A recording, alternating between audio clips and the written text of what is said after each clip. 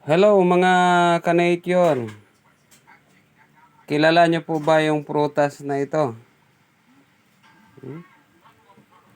Ito po ay nakukuha lamang sa mga bundok, no? Malalayong mga bundok sa mga kagubatan. Kaya bihira lang po tayo makakita nito. Dahil napakahirap po nitong kunin.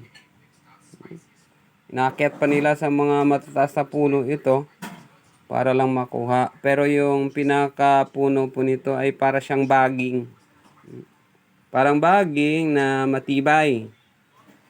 Actually, matibay nga ito pagka ginawang furniture ang kanyang mga pinakapuno nito.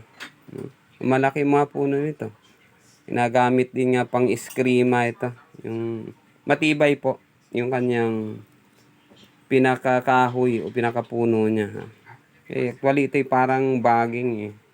Para siyang vine na umaakyat sa mga matataas na kahoy. Pero ito po ay nakakain kung kaya natin ang kanyang lasa. Kasi medyo masarap na pansigang din po ito. Tawag din ng iba itong snake fruit. Dito sa amin, pagka may mga nanggagaling sa bundok na binababa, so nakakabili po ako.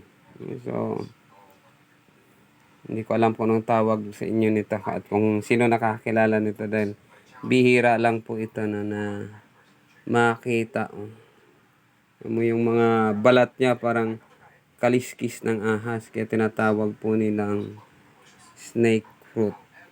Okay? So, masarap na pansigang. Kaya, kung kaya naman natin lasa, pwede po nating kainin o gawing juice. Yung iba, ginagawa po nilang candy. So, maraming salamat sa nakakilala nito. Ipo ano tawag nyo dito. So, maraming salamat mga ka-nature. God bless us all.